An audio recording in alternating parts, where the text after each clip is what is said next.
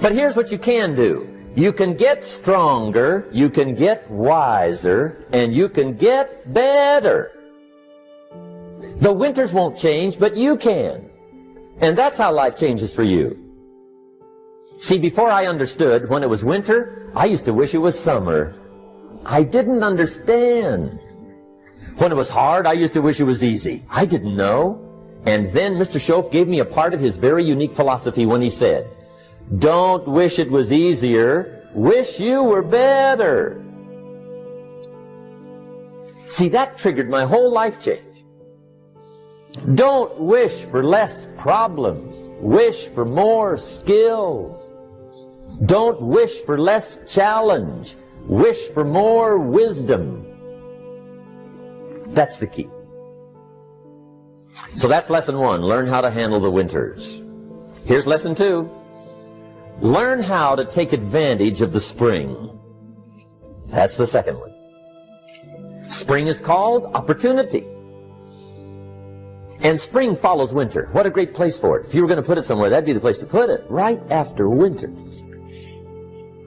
And pray tell, how often does spring follow winter? Every year with regularity, 6,000. You can almost count on it. See, opportunity always comes. Days follow nights. Isn't that terrific? Opportunity follows difficulty. But here's what you must learn to do. Underline these 2 words in that key phrase. Take advantage. Underline those 2. You must learn to take advantage of the spring. See, just because spring rolls around is no sign you're going to look good come fall. You gotta do something with it. In fact, you have to get good at one of 2 things in life. Planting in the spring or begging in the fall.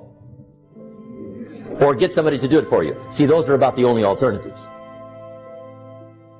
Now here's what else you must do. Take advantage of the springs quickly, because there's only a few. Just a handful of springs have been handed to each of us.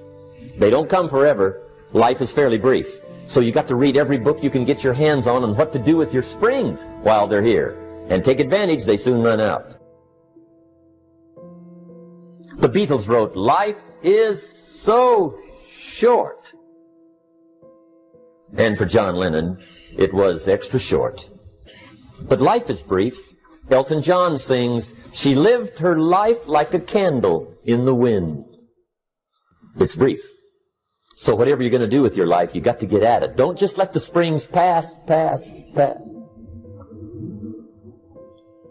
Here's the 3rd major lesson in life to learn. Learn how to protect your crops all summer. You got to take care of what you start. Sure enough, as soon as you've planted your garden in the spring, the busy bugs and the noxious weeds are out to take it. And here's the next bit of truth. They will take it unless you prevent it. And that's the 3rd major skill to learn. You've got to learn to prevent the intruder from taking all the good you start. It's one of the challenges. Here's 2 key phrases under number 3. First one, all good will be attacked. On this planet. Maybe not the next one we get to, but on this one, all good will be attacked. Every garden will be invaded. Not to think so is naive. And here's the second phrase. All values must be defended. Political values, social values, community values, family values, marriage values, friendship values, business values. Every garden must be tended all summer. 3rd major lesson. Now here's number 4. 4th major lesson in life to learn. Learn how to reap in the fall without complaint. Learn to reap come harvest time without complaint. Take full responsibility for what happens to you. It's one of the highest forms of human maturity, accepting full responsibility. It's the day you know you've passed from childhood to adulthood. The day you accept full responsibility. And another note, learn to reap in the fall without apology.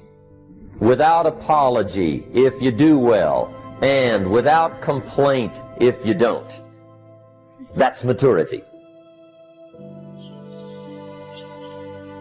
I used to have that long list of reasons why I wasn't doing well. To explain. You got to explain, right? Otherwise you're going to look bad. I used to have this funny list called Reasons for Not Looking Good.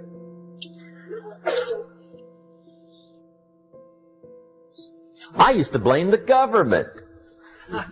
I mean, you can believe that or not. It was at the top of my list. I had a lecture second to none. The government. That was on my list. I used to blame taxes. Look what you got left after they take everything. And they expect you to do well. That was on my list there. Prices, that one's easy, right? You walk into the supermarket with $20, come out with a little half bag. So I had that on the list. I used to blame the weather. I blamed the traffic. I used to blame my car. I blamed the manufacturers. I used to blame the company. I blamed company policy. I used to blame the training program. I blame my negative relatives. They were always putting me down. I blame my cynical neighbors. They're just selfish, looking out for themselves. Won't loan you money? They were on my list. I used to blame the economy. I blamed the community. That's a pretty good list for not doing well, isn't it? I thought it was good. I'll never forget one day, Mr. Schoaf was very kind, but he was also very blunt. And this was no exception. And I'm glad he was blunt. There's a lot of things I'd have missed if he hadn't have been blunt. One day, with sort of a curious look on his face, he said, Jim, just out of curiosity, tell me, how come you haven't done well up until now? Excellent question. I thought, well, so I won't look too bad, I'll go through my list. And this list I just gave you, I put that on him. And he was very patient. He let me go through the whole thing, the government, the weather. I went through this whole thing. When I finished, he looked my list over very carefully. He said, Mr. Rohn, big problem with your list. You ain't on it. How brilliant.